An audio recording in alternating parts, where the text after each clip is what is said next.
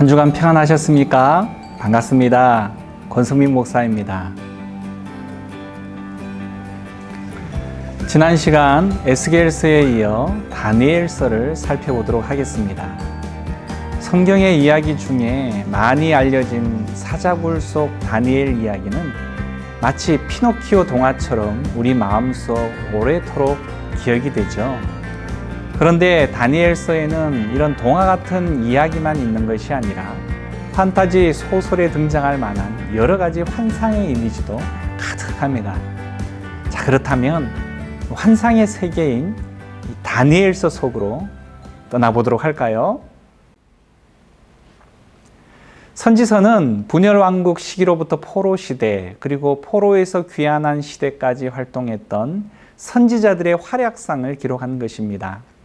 오늘 우리가 다루는 다니엘서는 분량에 있어서 대선지서에 해당되고, 다니엘과 그 친구들의 이야기와 다니엘이 본 예언과 환상을 다루고 있습니다. 다니엘이 활동하고 있던 동시대의 유다에서는 예레미야, 포로로 끌려가 사역을 했던 또한 에스겔이 있죠. 신흥 바벨론의 느부갓네살 왕은 유다를 세 차례에 걸쳐 침공했는데 1차 침공인 주전 605년에 그들은 도시와 성전을 약탈하고 다니엘과 그의 친구들을 정치 인질로 끌고 갔습니다. 예루살렘의 젊은 귀족이었던 다니엘은 신은 강대국 바벨론의 군대에 다른 많은 유대 지도자들과 함께 사로잡혀갔는데, 그의 이름은 하나님은 나의 심판자라는 뜻처럼 다니엘서는 종말론적인 심판의 메시지와 열방에 하나님의 주권을 선포하는 메시지를 다루고 있습니다. 하나님은 그에게 지식과 명철을 주셨으며 여러 차례 환상을 보여주며 모든 이상과 꿈을 해석하게 하십니다. 바벨론 사람들은 그가 얼마나 총명한지 곧 알게 되고 그를 왕의 시종으로 선발해서 사내의 진미를 제공했지만 신앙적인 이유로 그것들을 거부하게 되죠. 그의 친구들인 하나냐, 미사엘, 아사리아와 함께 다니엘은 왕을 위해 일하는 데 동의를 합니다. 하지만 넷은 모두 하나님을 향한 믿음만은 포기하지 않는데요. 우상을 숭배하고 매일 하나님께 드리는 기도를 중단하라는 명령을 받게 되지만 따르지 않습니다. 이는 사형에 해당되는 죄였지만 하나님께서 그들을 보호하셔서 성경에서 가장 유명한 이야기들 가운데 하나인 결코 사자가 배가 불러서거나 풀무불이 그저 사우나 정도에 불과했던 것이 아니었음에도 사자굴과 풀무불에서 살아남은 다니엘과 히브리 젊은이들 이야기가 바로 다니엘서에 등장을 합니다. 그는 바벨론이 망한 후에도 페르시아를 섬기며 페르시아 왕 고레스 3년에 다시 환상을 보게 되는데, 이때가 주전 536년으로 거의 70여 년 동안 이방 땅에서 두 나라와 여러 이방 왕들을 섬기며 높은 위치의 관직 생활을 하게 된 것입니다. 다니엘서는 예언적 묵시 문학에 속합니다. 이는 계시 또는 감추인 것을 드러내는 것을 뜻하는데요. 하나님의 계획과 신비를 계시하고 상징적인 용어들과 숫자를 동원하며 초현실적인 이미지, 미래의 환상을 많이 사용하는 문학 장르이기 때문에 때로 이해하기가 매우 어려울 수 있습니다. 12장으로 된 이 짧은 책은 하나님께서 자신들을 버리셨을지도 모른다라고 생각하는 유대인들을 위로하려고 기록되었습니다. 다니엘서의 이야기와 환상들을 통해 하나님만이 창조주시며 인간의 역사를 주관하고 계신다라는 사실을 우리들에게 잘 보여주고 있죠. 그분의 명령 하나로 당시 전성기를 누렸던 바벨론이 망했다라고 말하면 여러분은 믿으시겠습니까? 메시아의 지도하에 하나님의 영원한 나라가 도래하기 전까지 하나님의 백성들은 이방의 나라들로부터 박해를 받을 것입니다. 하지만 다니엘과 그의 친구들처럼 믿음을 지키고 하나님을 끝까지 신뢰할 때 믿는 자들을 구원하고 형통하게 해 주실 것이다 라는 그 약속의 말씀이 바로 이 다니엘서의 말씀입니다. 이방 제국들의 흥망성쇠를 통해 열방의 국가들은 임시적이고 제한적이지나 하나님 나라는 영원한 것이다 라는 메시지를 가져다 준다는 것이죠. 마지막에는 악한 세력을 무너뜨리고 하나님의 백성을 구원해 주실 것입니다. 결국 다니엘의 묵시는 유대인들이 낙심에 빠졌을 때 박해자들에게 멸망을 선언하고 앞으로 도래야 할 하나님 나라에 대해 가르쳐 주는 것을 통해 그들에게 확신을 주셔서 위로를 허락하시고자 하신 것입니다. 결국 이 환상들의 목적은 미래를 향한 암호 가득한 이 지도를 제공하는 데 있지 않고 독자들에게 하나님께서 이 세상을 운행하신다라는 사실을 확신하게 하는 데 있는 것입니다. 신약에 계시록이 있다면 바로 구약에 다니엘서가 있다는 것이죠. 이 두 책은 환상, 예언, 상징, 종말의 메시지를 다루기 때문에 신비하고 어렵기도 합니다. 하지만 확실한 것은 세상의 시작과 끝을 주관하시는 분은 하나님이시며 하나님이 마지막에 승리하신다라는 것입니다. 그렇기 때문에 믿는 자들은 오늘도 희망을 가지고 하나님을 끝까지 신뢰하며 악에게 지지 말고 승리하는 삶을 살아가야 합니다. 자, 그러면 다니엘서의 구조와 세부 내용을 살펴보도록 할까요? 다니엘서는 크게 두 부분으로 나눠지는데요. 1장부터 6장은 다니엘과 그의 친구들이 경험한 역사적 사건들을 기록하고 7장부터 12장은 다니엘이 본 미래에 대한 환상들을 기록하고 있습니다. 특별히 1장과 6장은 다니엘이 주변의 압박을 거부하고 자신의 신념을 지키는 사건을 다루는 것을 통해서 타협할 것과 타협하지 말아야 할 것에 대한 아주 좋은 가이드라인을 제공해 주는 것을 통해서 포로 생활을 하는 자들의 본이 되어집니다. 2장과 7장은 이 4개의 제국을 다루는데요. 또한 3장과 8장은 하나님께 예배를 드리지 못하게 하는 왕들에 대해서 다루고요. 4장과 9장은 각각 7년 형벌과 70일의 형벌 계획에 대해서 다루게 됩니다. 5장과 10장에서 12장은 각각 장차 임할 종말에 대해서 다룹니다. 또한 다니엘서 기록에 사용된 언어를 중심으로 살펴보자면 이 처음 1장은 이스라엘의 언어인 히브리어로 시작하지만 2장부터 7장은 히브리어의 사촌격이자 고대 제국에서 널리 사용된 아람어로 쓰여졌고 8장부터 12장에 가서는 다시 히브리어로 돌아가게 되어집니다. 결국 2장과 7장은 이 책의 후반부를 이해하는 데 아주 중요한 단서를 제공해 준다는 것이죠. 먼저 1장부터 6장까지는 다니엘과 세 친구의 이야기가 주를 이룹니다. 1장은 책 전반부의 기본적인 갈등 관계를 소개합니다. 다니엘과 그의 친구들은 정말 지혜롭고 능력이 출중해서 바벨론 왕궁의 관리로 등용이 되어지죠. 그러나 그들은 유대인의 정체성을 버리고 바벨론 사람들처럼 살면서 토라에 나오는 음식법을 거스르도록 강요를 당합니다. 그들은 이를 거절하면서 율법에 순종하는 길을 택한 결과 위험에 처하게 되지만 하나님은 그들을 건지셔서 결국 바벨론 왕이 그들을 높이게 하시죠. 이제부터는 아람어 부분이 시작되어지는 2장인데요. 여기서 정말 멋진 대칭 구조를 보게 됩니다. 먼저 바벨론 왕이 한 꿈을 꾸는데 이 꿈을 해석할 사람은 다니엘밖에 없죠. 이 꿈은 4가지 금속으로 만들어진 거대한 신상에 관한 것으로 각각은 역사에 등장할 왕국들을 상징하며 그 머리는 바벨론인데 마지막에 커다란 돌이 날아와서 그 신상을 부수고 그 돌이 큰 산이 되어집니다.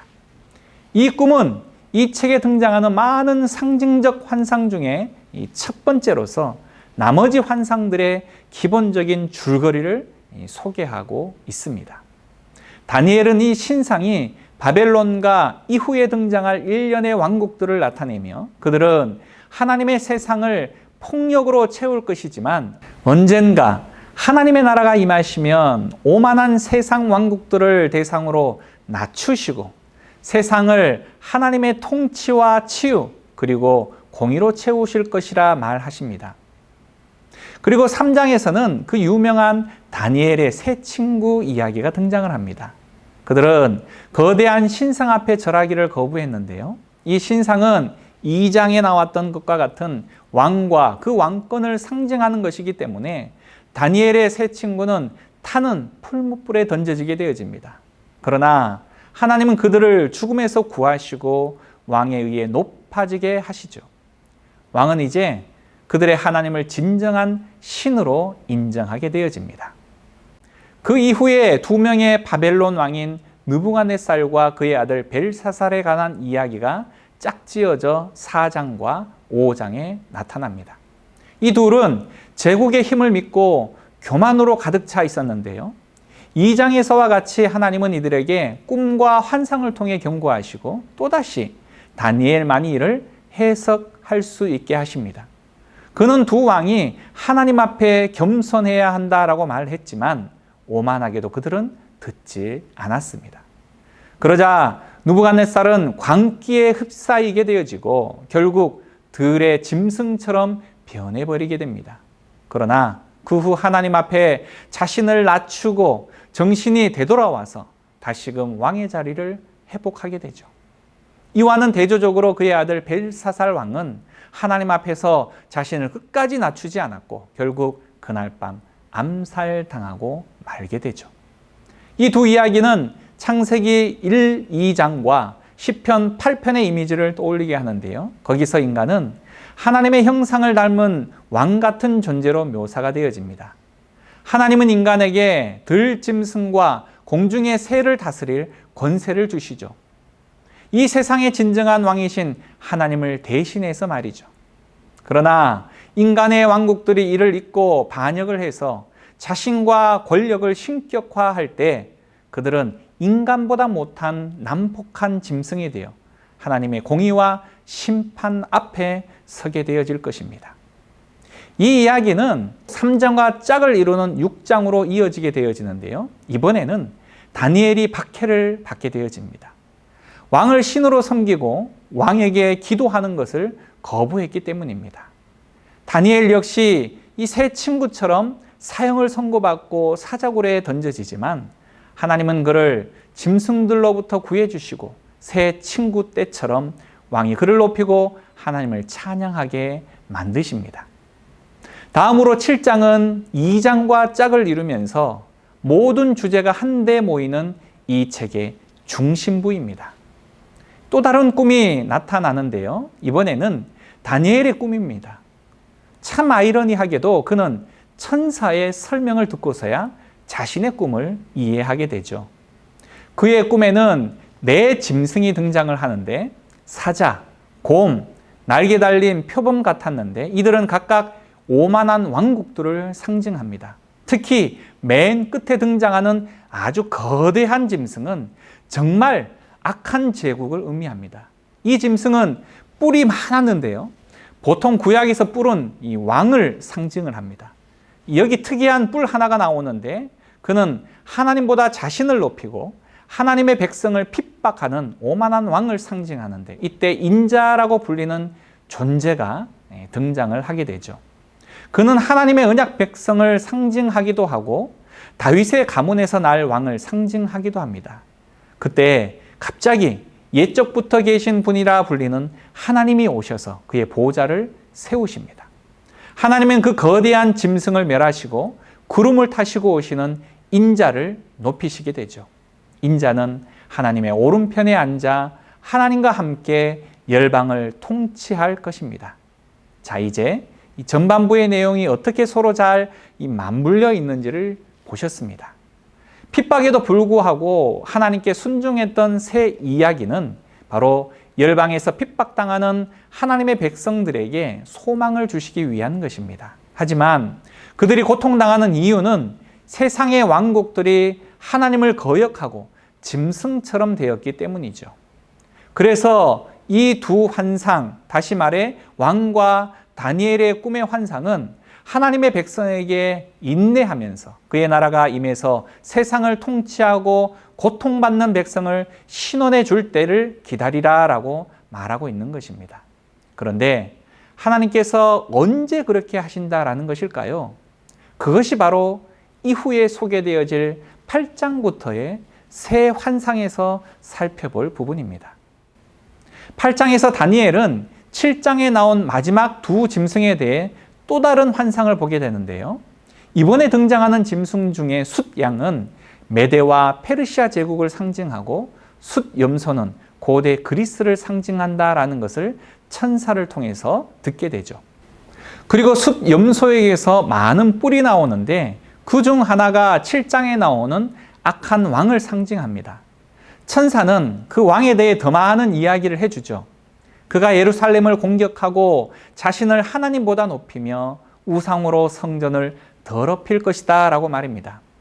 그러나 결국은 하나님이 그를 멸망시키고 하나님의 백성과 그의 나라를 높이실 것입니다. 이제 다니엘은 이 모든 일이 언제 일어나게 될지 매우 궁금해집니다. 그래서 예레미야 선지자의 두루마리를 찾아보게 되는데요. 거기서 이스라엘의 포로 생활이 단 70년간 지속될 것이다 라는 하나님의 말씀을 바로 다니엘은 보게 되죠. 그 70년의 끝이 가까워 오지 않았습니까? 그래서 하나님께 그 약속을 곧 이루어 주시라라고 간구하게 되어집니다. 그러나 천사가 와서 그에게 알려주길 이스라엘의 죄와 반역이 계속되어 그들의 포로 기간과 억압이 예레미야가 예상한 것보다 7배나 길어질 것이다 라고 말합니다. 이제 다니엘은 마지막 환상을 보게 되는데요. 이제 왕국들이 다시 순서대로 등장을 합니다. 페르시아, 그리스, 알렉산더 대왕, 여러 작은 왕들, 그리고 마침내 북쪽의 마지막 왕에 이르는데 그는 예루살렘을 침공하고 성전에 우상을 세우며 하나님보다 자신을 높일 것입니다. 그러나 별안간 이 왕은 멸망하게 되죠. 이 환상이 무엇을 가리키는지는 많은 논쟁들이 있어 왔는데요. 그 어떤 의견과도 완벽하게 일치하지 않는 것을 통해서 결국 다니엘서가 기록된 직후의 역사적 사건이나 신약의 예수님 시대 그리고 장차 재림 시에 나타날 아주 다양한 사건 모두에 해당될 수 있다라는 가능성을 열어주게 됩니다. 다니엘서는 이 모든 미래 세대에 하나님의 백성들에게 소망을 주기 위해 쓰인 책으로서 예수님은 다니엘서의 상징들을 들어서 예루살렘의 억압적인 지도자들을 묘사하고 대적하셨고 요한계시록을 쓴 요한도 다니엘서의 이 환상들을 적용해서 당시 로마와 이후에 있을 제국들의 억압에 대해 예언을 한 것입니다. 그래서 다니엘서의 핵심은 이 책이 모든 세대에게 하나의 유형과 약속을 보여준다라는 것인데요. 이 유형이란 인간과 그들의 왕국들이 자기 능력을 칭송하고 옳고 그름을 나름대로 정의하며 하나님을 참된 왕으로 인정하지 않을 때 난폭한 짐승으로 변하게 되어진다라는 것입니다. 하지만 다니엘서는 하나님이 언젠가 그 짐승을 대적하신다라는 약속도 붙들고 있습니다. 하나님은 그의 세상과 백성을 구하시고 그의 나라를 열방 중에 임하게 하실 것입니다. 이렇게 이 책은 모든 세대 가운데 신실함을 불러일으키는 참된 소망의 말씀을 전하고 있다라는 것이죠. 여기까지가 다니엘서였습니다. 다음 주 영상은 에스라서입니다. 많은 기대에 있으시기를 바라겠고요. 강의를 보시고 난 느낌이나 제안사항은 댓글로 달아주시면 감사하겠습니다. 또한 성실 아카데미 유튜브 채널을 성실교회 홈페이지 메인 화면에서도 만나보실 수 있으십니다. 혹여라도 놓친 강의가 있으시다면 다시 찾아서 보실 수도 있으십니다. 목원들과도 함께 나누시면서 말씀을 더욱 가까이 하실 수 있기를 소망하고 말씀을 알아가는 기쁨과 은혜가 우리 모두에게 가득하시길 소망하며 한 주간도 평안하시길 소망합니다. 감사합니다.